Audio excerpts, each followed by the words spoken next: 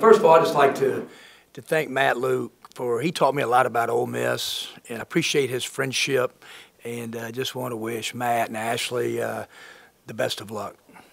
With that being said, obviously we came off New York pretty two extreme highs and lows. I mean, as good as comeback as I've had as a coach against a really, really good Penn State team. And then for the last, we're down 4 with about 4:40 to go in the first half, and both teams just kind of rocking along. I think it's 18-14, and about as bad a 24 minutes as I've ever experienced as a coach. And so we went right back to work. We watched our tape, every second of it. I mean every second of it. And went twice yesterday, taped. It was real physical both times. They responded in a really, really good way. And just like I said, got an unbelievable opportunity against a team that just got ranked undefeated, and a really, really good Butler team that also, no doubt, is going to contend for the Big East Championship and have a chance to go to the tournament and win games in the tournament. What were the biggest teaching points from that game once you did watch the film and take it to practice? You know, Ben, we just obviously, shot making was a problem, and then we let it affect our entire culture of our team, and it just seemed like it just snowballed, and we just had guys, we just did. We turned soft because we couldn't make shots, and then we didn't get back defensively, and we tried every combination humanly possible. And Oklahoma State just had one of those nights. They're a really good team. They're a good team, and they'll be ranked soon, and but not that good. And so it was kind of the perfect storm. They played well.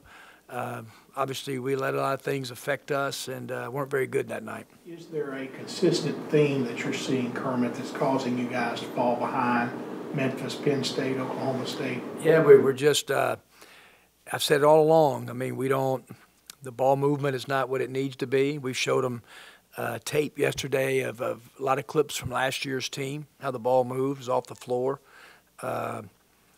We're not getting back defensively. That's been something that since I've been a young coach has been instilled in me. Giving up too many transition baskets. Nobody works on it more in college basketball than we do. I promise you that. And that's pretty simple. And so there's a couple, just to start with, a couple basic things that we've got to get worked out. And, and it seems like it's the way we've kind of ended some halves, I mean, Memphis, it was right there close by the last 4.5 minutes. Last 4.5 minutes against Oklahoma State. Penn State kind of stretched it out there, So we've got to end first half much, much better. You mentioned the opportunity against Butler. It's obviously a big one for you guys. What have you seen from them on film when you've watched them? I love their team. They've got great experienced guards. I mean, Thompson and Kamir Baldwin. We played against Baldwin in the game to go to the Sweet 16 when he was a freshman, and I was at middle. He's one of the very best guards in the Big East. Thompson's got one of the best assist-turnover ratios in the country. They got transfer from Duke that doesn't start. That's a very good player. Taylor, another transfer from Milwaukee, 6'7", that's a very good player. Big 6'9" center that was there last year. They just got great experience, great depth, and they play like an experienced team. They really do. And very well coached, tough, and really, really good team. You mentioned kind of before Blake came back a lot of maybe doing some small ball lineups with KJ at the 5, Blake at the 4. Does that change at all with Luis out, and how much have you seen from him so far? I mean, Luis hurt us a lot. You don't really know it until you start subbing in games. And that makes sense. I mean, it really hits reality. We lack some toughness and physicalness, and he gave us tons of that. And I felt it against Penn State.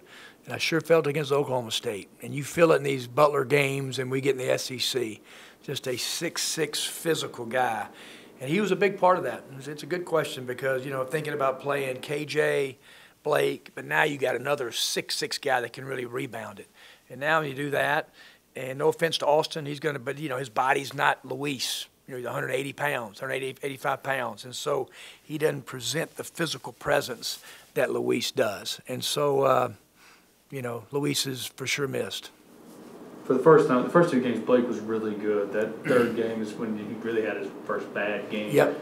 You mentioned it countless times about if he's not making threes, further affecting the game. What exactly do you want from him when the ball's not going in from 3? Yeah, he's got just like we talked about it last year, rebounding, defend his position, lead, get back, and he had as good or better shots against Oklahoma State than he had against Penn State. And but it just, our whole team got affected. Then he played careless in the break, started trying to do things that's not him. And so he just went out of character. And so I think he can be a really good player and not make a three in a game. But that's what he's got to prove to everybody, that he can do that. And that's defend, rebound, move the ball, take care of it. I know that the box score didn't really indicate it, but Dude Collin came in, really, if nothing else, gave you a lot of energy, it seemed like. He's been providing you something off the bench. He has, Sammy's been struggling. He's had a good day of practice yesterday, both practices. He'll have a chance to start tomorrow night. And but Dude has, when Dream's been in foul trouble, you've had to play kind of him at the four with KJ and Blake. And so yeah, I was proud of what he did. He was the one guy in the second half at Oklahoma State really kind of kept playing. What do you attribute some of Devontae's early season struggles to? It's a good question. He's just not shooting the ball like he did last year. I don't think he looks as aggressive. When you watch him on tape last year, his bounce and his pop and his energy was much better. So was Brian's. And maybe that's attributed to shot making in both cases. It shouldn't be. I thought Devontae's response in practice in New York the last couple of days and then here have been a lot better. So I said, Devontae, you got to do that for now a week or two in a row to really, really see it. So I think he'll get it back.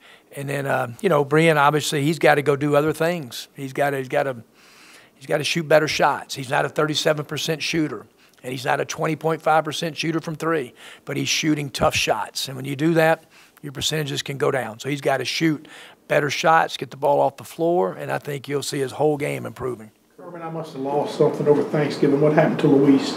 Yeah, he has a Jones fracture. He'll be out for 8 weeks. Had a screw put in his foot yesterday.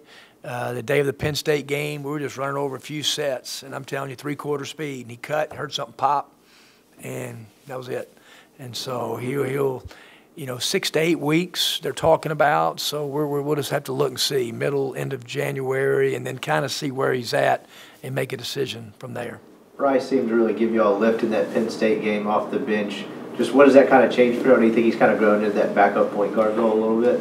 Yeah, but he played downhill. He was aggressive. He played with great energy and passion. Didn't back it up against Oklahoma State. A couple little things, but our whole team didn't. So we just got to get consistency from Bryce. Got to get toughness for him all the time because he's definitely athletic enough. But he was terrific against Penn State in the comeback.